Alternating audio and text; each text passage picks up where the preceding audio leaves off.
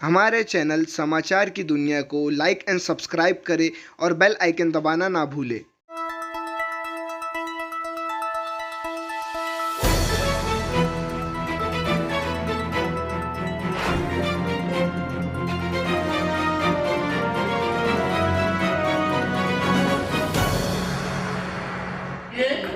Baby Ramesh Gaikwad, Jaya Sanjay Salve या तिघांनी इथे यायचं आहे.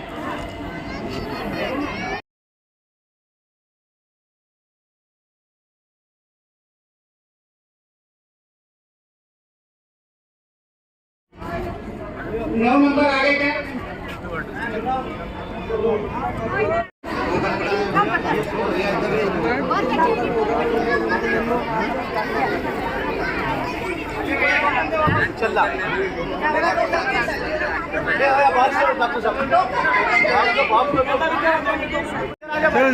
यास्मीन बेगम, बिस्मिल्लाह शेख, बेगम, अहमद अली सैयद, आसना बेगम, अहमद अली सैयद.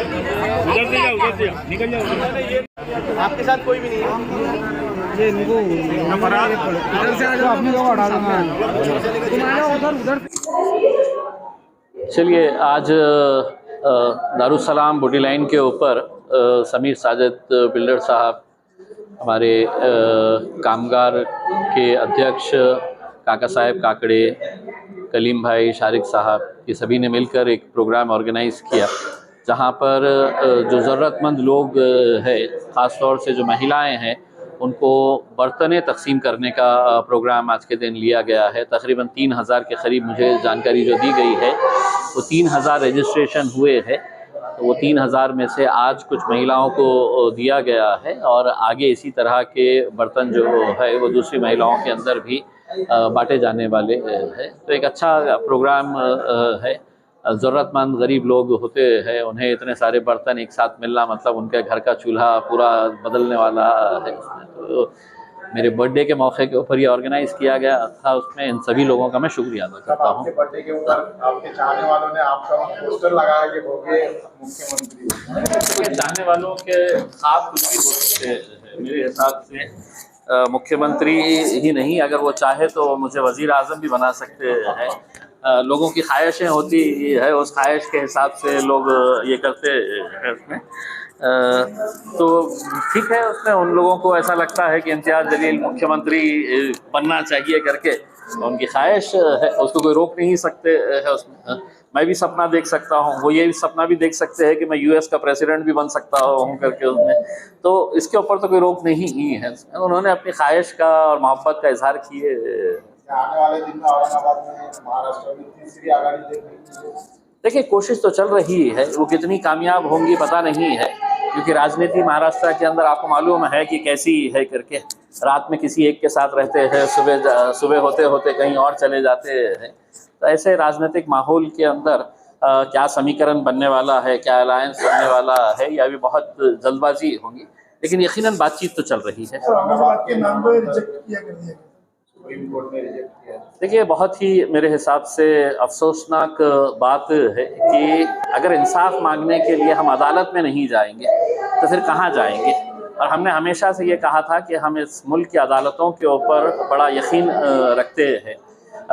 जिस तरीके से इसको रिजेक्ट किया गया है वो बहुत ज़्यादा अफसोसनाक बताया जाता है कि जिन्होंने पिटीशन दिया था वो ख़ुद हाजिर नहीं थे, उनका वकील हाजिर नहीं था.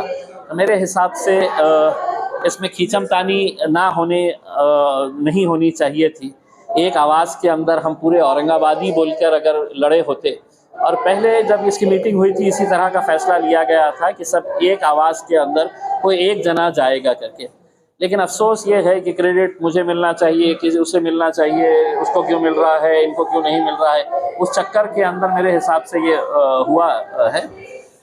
लेकिन तो भी अभी भी एक पिटीशन बाकी है. बस दुआ करते हैं कि वहाँ पे कुछ इंसाफ हमें मिले. एक बात तो तय है कि हमारे लिए ये शहर औरंगाबाद था, है और औरंगाबाद ही रहेगा. ऐसा लगता है आपको कि यहाँ पर जो है तो औरंगाबाद के नाम को लेकर राजकारण कर रहा है? देखिए, ठीक है, बहुत बड़ा मुद्दा है, हर आदमी से जुड़ा हुआ ये मुद्दा है अंदर.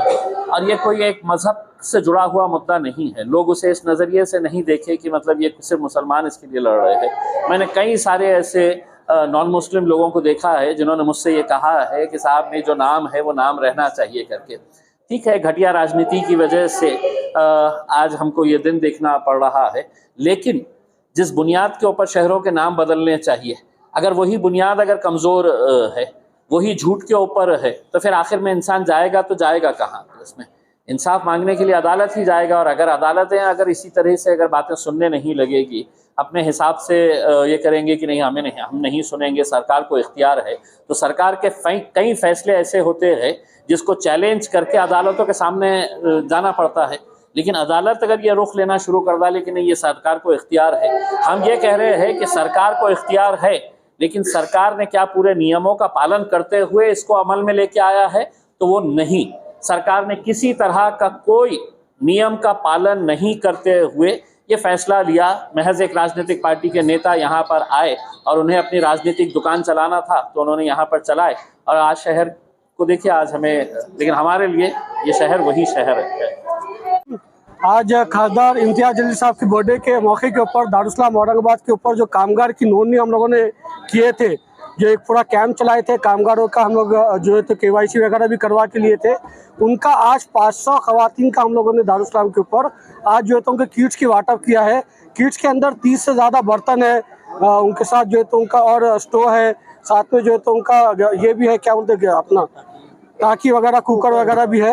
ये पूरे किट्स आज 500 किट्स दारुस्सलाम से तकसीम किए गए हैं। इंशाल्लाह अगले हफ्ते में 15 अगस्त के बाद में और एक 500 किट हम लोग यहाँ से डिस्ट्रीब्यूट करने वाले हैं। दारुस्सलाम औरंगाबाद के ऊपर जो स्कीमों का हम लोग कैंप ऑर्गेनाइज करते हैं, आवाम को यही मैसेज देना है कि जो कैंप हम लोग यहाँ पर ऑर्गेनाइज करते हैं तो कोशिश करते हैं कि पूरा उनका हम लोग आवाम को फ़ायदा उठा के दिलाने की कोशिश करते हैं। साथ में कामगार के साथ साथ जो है तो दारुस्सलाम के ऊपर 24/7 हम लोग यहाँ पर वोटर ID का भी रजिस्ट्रेशन वगैरह करवा के देते हैं। लाडली बहन के फॉर्म भी यहाँ पे हम लोग लोगों के सबमिट वगैरह ऑनलाइन वगैरह सब करवा के देते हैं। साथ ही में दारुस्सलाम औरंगाबाद के ऊपर सुबह 11 बजे से लेकर 2 बजे तक रोज़ जनता दरबार हम लोग लगाते हैं, जिसके अंदर पूरी हमारी टीम मौजूद होती है। हमारे शारिद नजबंदी साहब होते हैं, हमारे जफ़र साहब होते हैं, हमारे जावेद साहब होते हैं। एक पूरी टीम है जो आवाम की खिदमत के लिए दारुस्सलाम के ऊपर मौजूद होती है।